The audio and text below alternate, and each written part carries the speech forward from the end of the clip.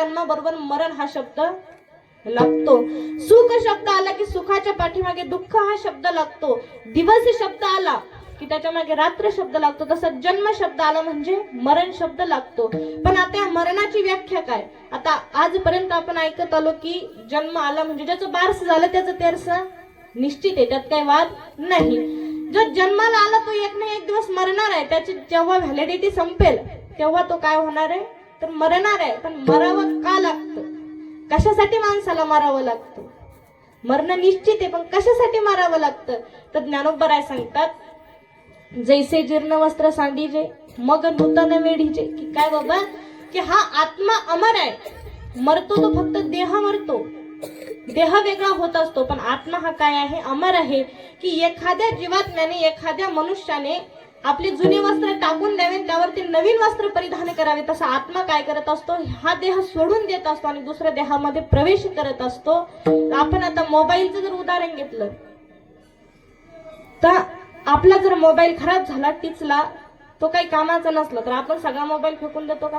नाही फेकून देत. त्याचं सिम कार्ड काढून घेत असतो आणि ते सिम कार्ड दुसऱ्या मोबाईल मध्ये टाकून देतो आणि तो मोबाईल फेकून देतो. त्याच प्रकारे देहाचा आहे हा आत्मा हे शरीर टाकून दिल्याच्या नंतर दुसऱ्या आत्म्यामध्ये प्रवेश करणार हे निश्चित आहे.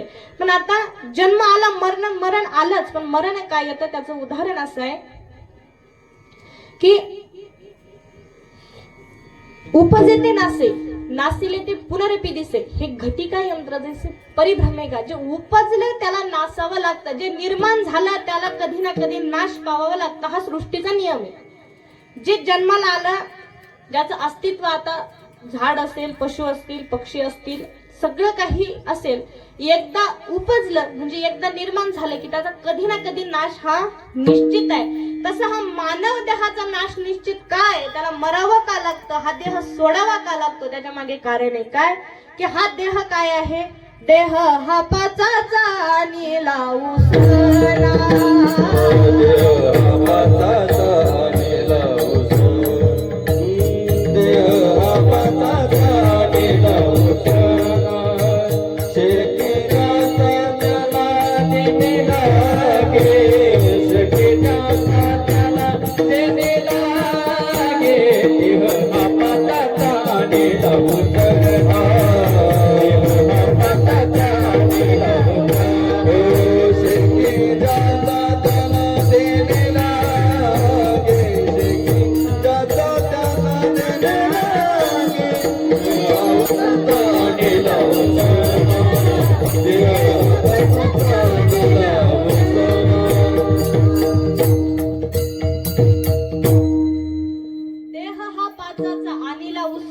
शेकी ज्याचा त्याला देणे लागे. हा देह 5 जणांकडून उसना घेतला. देह कशाचा बनला? पृथ्वी, आप्त, तेज, वायू आणि जल. 5 जणांपासून हा देह निर्माण झाला. 5 तत्वापासून हा देह निर्माण झाला. आता देह निर्माण झाला आणि उसना भेटला. देह हा 5चा आणीला उसना. 5 जणांकडून काय भेटला आपल्याला? उसना भेटला. कायमस्वरूपी भेटला का? नाही. उसनी गोष्ट अशी राहते की ते कधी ना कधी त्याची व्हॅलिडिटी संपल्याच्या नंतर किंवा आपल्याकडे प्राप्त झाल्याच्या नंतर ती त्याला परत करावी लागते.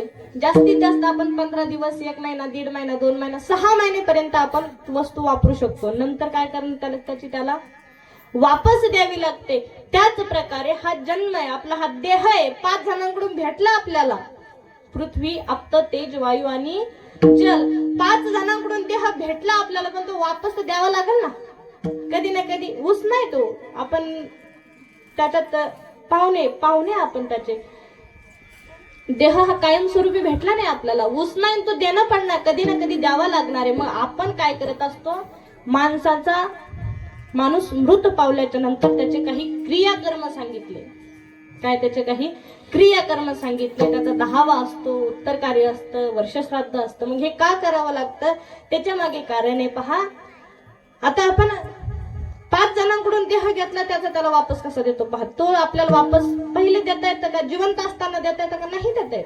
जिवंत असताना नाही देता येत. आपण फक्त त्याचे कर्म करू शकतो पण त्याचं वापस नाही देऊ शकत. व्याज भरू शकतो आपण त्याचं, मुद्दल तशी आपल्याजवळच कायम राहते. मग ती मुद्दल कधी वापस करायची? त्याचं कारण असं आहे, ते वापस करायचा कालावधी असा आहे की ज्या वेळेस आपल्या हिंदू धर्मामध्ये अंत्यसंस्कार केला जातो पहा. प्रेतात्म्याला जाळल्या जातं. का जाळल्या जातं? त्याच्या मागे कारण आहे. प्रेतात्म्याला जाळल्या जातं. नाहीतर जर आपल्याला तर 5 जणांचा देह जर द्यायचा नसता तर आपण ते प्रेत कुठेही टाकून देऊ शकतो. काहीही करता आलं असतं, पुरून टाकलं आलं असतं, कुठेतरी टाकून दिलं असतं. पण नाही, ते अंत्यसंस्कार माणसाला जाळल्याच्याच नंतर त्याचे 5ही क्रियाकर्म काय व्यवस्थित होत असतात. पुढे ऐका. आता ज्या वेळेस आपला जीवात्मा निघून गेला, देहातून आत्मा निघून गेला, व्यवस्थित ऐका, देहातून आत्मा निघून गेला, हवा निघून गेली. हवा निघून गेली म्हणजे माणूस संपला. हवाच नाही, श्वासच नाही, माणसाचं काही राहणार आहे का? नाही. म्हणजे वायू तत्वाचं वायू तत्वामध्ये विलीन झालं. आता 5 जणांचा वापस कसा द्यायचा ते पहा. वायू तत्वामध्ये विलीन झालं आणि नंतर मग आपण काय करत असतो, ते जीवात्म्याला अंत्य इष्ट म्हणलं जातं. काय?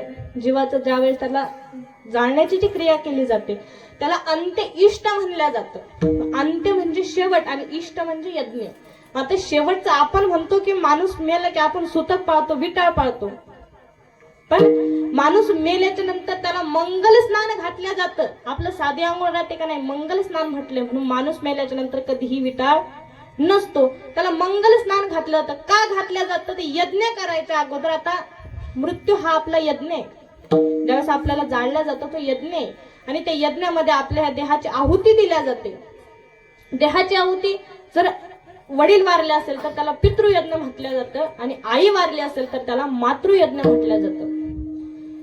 आता जीवात्म्याला ज्यावेळेस त्याने देह सोडला तर वायू तत्वामध्ये विलीन झालं. आता त्याला आंघोळ घालायची. काय आंघोळ का घातली जाते त्याला? तर कोणत्याही आपल्याला आहुती द्यायची म्हणल्यावर आता आपण देवपूजेसाठी काहीतरी काड्या जमा करून आणत असतो. काही जे आपल्याला पूजेमध्ये साहित्य लागतं ते आधी आपण धुवून घेतलं जातं. आधी काय करतो आपण? धुवून घेतो. तशाच प्रकारे ह्या देहाची आहुती देण्या अगोदर याला शुचिरभूतता आवश्यक आहे. म्हणून याची शुचिरभूतता करण्यासाठी त्याला आंघोळ घातल्या जाते. आता त्या आंघोळीमध्ये प्रकारे पहा. आंघोळ घालते वेळेस आता सगळ्या आप्तिष्टांनी त्याच्यावरती पाणी टाकून झाले. सगळ्यांनी आंघोळ घालून झाल्याच्या नंतर एक कोरं मडकं घेतलं जातं. काय? कोरं मडकं घेतलं जातं. त्यामध्ये पाणी तापवलं जातं आणि मग ते कडक पाणी तापवलं जातं. आणि ते कडक पाणी आपण कुठून? जीवात्म्याच्या डोक्यापासून पायाला काय होतं ते पाणी टाकत आणलं जातं. का टाकलं जातं? कडकच पाणी का टाकलं जातं? तर माणसाचे पंचप्राण हे माणूस मेल्याच्या नंतरही काही प्रमाणामध्ये जागृत असतात. माणूस मेल्याच्या नंतर काही प्रमाणात जागृत असतात. आता आपण घटना ऐकत असतो पहा की काही माणसं मेल्यानंतर जित्ते होतात असं ऐकलं. आता 1-1.5 महिन्यापूर्वीची घटना आहे की एक बाबा संभाजीनगरच्या हॉस्पिटलमध्ये ऍडमिट होते आणि मग नंतर काही दिवसांनी त्यांना तिथेच देह ठेवावा लागला. त्यांना डॉक्टरांनी मृत घोषित केलं. अँब्युलन्स मध्ये टाकलं. अँब्युलन्स अर्ध्या रस्त्यामध्ये आली आणि एक स्पीड ब्रेकर होता आणि त्या स्पीड ब्रेकरवर तिने ती अँब्युलन्स कुदली आणि तसेच ते बाबा काय झाले, ते जे प्रेत होतं ते प्रेत उठून बसलं. कारण कशाचं आहे? तर माणूस मेल्याच्या नंतर ते पंचप्राण सगळे मरत नसतात. काही ना काही प्रमाणामध्ये ते जागृत असतात. आणि मग माणूस मेल्याच्या नंतर त्याला जे गरम पाणी वतलं जातं, मग कडक पाणी वतल्याच्या नंतर जर त्याच्यात काही प्रमाणामध्ये जर चेतना शिल्लक असली तर त्याची काही ना काही हालचाल होत असते. गरम पाणी टाकल्याच्या नंतर त्याची जर हालचाल झाली तर समजून जायचं की हे जीवात्मा अजून जिवंत आहे. आणि हालचाल नाही झाली की समजून जायचं याचं काम आटपलेलं आहे. म्हणून ते गरम पाणी टाकावं लागतं. आता गरम पाणी घेतलं, त्या प्रेताला माडावरती ठेवलं. कशावरती? माडावरती ठेवलं. सुतळीने बांधा. आता सुतळीनेच का बांधायचं? आता काही चांदीचे तार वापरत असतात, काही दोरे वापरत असतात, पण सुतळीने बांधायचं. तसं तर आमच्या सोपट सांगितले. जर आपल्याला माडावरती ज्या प्रेताला बांधायचं त्याच्यासाठी सोपट, पण आता कोणी आंबाड्या भिजू घालीत नाही, सोपट काढीत नाही, त्याच्यामुळे सुतळीने बांधायचं. सुतळीने बांधला त्याचा एक पदर असतो, म्हणजे त्याच्यासोबत एका कपड्यामध्ये बांधून पीठ, भाकरीचा तुकडा आणि खोबऱ्याचे खंड त्याच्यामध्ये दिल्या जाते. ते दिले कारण अजून त्याला ते लागतं, त्याच्यामध्ये अजून चेतना शिल्लक आहे. प्रेत आलं, वेशीपाशी आलं. वेशीपाशी आल्याच्या नंतर तिथे विसावा दिला जातो. काय? विसावा दिला जातो. आणि ते खांदेकरी बदलतात. मग खांदेकरी 4 खांदेकरीच का? तर 4 खांदेकरी हे 4 पुरुषार्थ आहे. धर्म, अर्थ, काम आणि मोक्ष. आणि 5वा जो पानोड आहे तो काय आहे? तर ती पुरुषार्थ सिद्धी आहे. म्हणजे 4 पुरुषार्थाने 1 सिद्धी, म्हणजे असे ते 5 जण असतात. मग आता जीवात्म्याला वेशीमध्ये खाली टेकलं, विसावा दिला. खाली टेकवल्याच्या नंतर तिथं माया आडवी येते. काय होतं? माया आडवी येते. आणि ती माया आडवी आल्याच्या नंतर ते म्हणते, बाबा कुठं चालला रे? हे कुठे घेऊन चालला? खोबऱ्याचे खंड, पीठ, भाकरीच तुकडा कुठे घेऊन चालला? आतापर्यंत हाव केले, आतापर्यंत तुला सगळं लागत होतं, आता बी लागतं का? मेला ना तो, आता काय राहिलं तो? ती म्हणते खाली सोड. मग तिथं आपल्याला ज्या ठिकाणी विसावा दिला जातो त्या ठिकाणी त्याला ते खोबऱ्याचे खांड आहे ते सगळे काय तिथं काढून ठेवलं जातं. तिथून आता प्रेताला उचललं, स्मशानात आणलं. स्मशानात आणल्याच्या नंतर माड रचलं जातं, एक चिता रचल्या जाते आणि त्या चितेवरती त्या प्रेताला ठेवलं जातं. आता चितेवरती ठेवण्या अगोदर जर पुरुष असेल तर कुंकवाने स्वास्तिक काढावं लागतं आणि जर स्त्री असेल तर हळदीने स्वास्तिक काढावं लागतं. ठेवलं त्याला. आता त्याला प्रेताला चितेवरती ठेवलं. आता अग्नी द्यायची, त्या ठिकाणी अग्नी निर्माण केला जातो आणि चिता पेटवली जाते. चितेमध्ये रॉकेल डिझेलचा वापर करायचा नाही, कारण काय? अंत्य इष्ट आहे तो, यज्ञ आहे तो. काय यज्ञ? यज्ञामध्ये कोणी रॉकेल टाकतं का? नाही.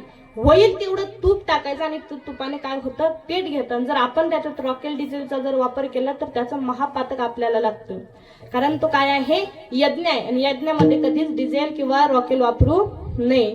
मग आता ठेवलं, अग्नी चटवला आणि अग्नीने त्याला अग्निडाग दिला. आता अग्नी दिल्याच्या नंतर ते जळतं. पहा आपला विषय कुठे चालू होता? ते जळतं. आता अग्नी तत्वाने घेतलं. पहिला जीवातला प्रेत निघून गेलं तेव्हा वायूने घेतलं, हवा निघून गेली, वायूने घेतलं. आता अग्नी डाग दिला आपण, अग्नीने घेतलं. दोन तत्वाला वापस दिलं. अग्नी संस्कारच का करावा त्याचं कारण आहे. आता अग्नीने घेतलं. काही वेळात आपण आता ती चिता रचवल्याच्या पेटल्याच्या नंतर तिला उरफाट म्हणजे तिला शिदा वेडा घालत नाही आपण. अग्नी घेऊन शिदा वेडा नाही घालत आपण, उलटा वेडा घालतो.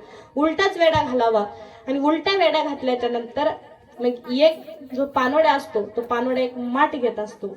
काय घेतो? एक मडकं घेतो आणि त्या मडकामध्ये पाणी धरल्या जातं. ते 3 वेळेस त्याला टोचा मारल्या जातात. 3 चक्रा त्याला घालाव्या लागतात. 3 वेळेस एका दगडाने त्याला टोच मारला जातो. 3ऱ्या वेळेस त्याला फोडून टाकायचं सांगतात. 3ऱ्या वेळेस तो फोडून टाकला जातो. मग 3च वेळेस का माराव्या त्याला? कारण सत्याला प्रमाणित करण्यासाठी 3च वेळेस आपल्याला सत्य तू विठ्ठला सांगितलं. आता कोर्टामध्ये जर काही सिद्ध करायचं असेल तर ते म्हणतात ऑर्डर ऑर्डर ऑर्डर. मुस्लिम समाजात जर असलं तर त्याला काय म्हणतात? तलाक तलाक तलाक. म्हणजे सत्याला प्रमाणित करण्यासाठी 3 वेळा आपल्याला काहीतरी करणं गरजेचं आहे, म्हणून 3 वेळा तो दगड मारायचा आणि 3ऱ्या वेळेस नंतर ते फोडला जातो. 3ऱ्या वेळेस तो आता फोडला कसा जातो? तो चरणाजवळ फोडविला घट. तर कुठे फोडला जातो? तो चरणाजवळ फोडला जातो. चरणाजवळ त्याला फोडायचं. नंतर तो जो दगड आहे तो दगड आपण काय करतो असतो? घरी आणून आपण त्याला कुठेतरी आपल्या हिंद्यानीने आपण त्याला बांधून ठेवून देत असतो कुठेतरी एका ठिकाणी. आता 2 तत्वाला आपण देऊन टाकला. आता 3रं जे तत्व आहे, अग्नी पेटली धुपट वरती जातं. पहा अग्नी पेटल्यानंतर धुपट वरती जातं ना. धुपट वरती गेल्याच्या नंतर ते आकाशात जातं. आकाश तत्वाला येऊन गेलं. आता राहिलं पृथ्वी आणि पाणी. आता पृथ्वीचं काय होतं? पहा 3ऱ्या दिवशी आपण रक्षा विसर्जन करत असतो. सावडण्याचा कार्यक्रम राहतो पहा.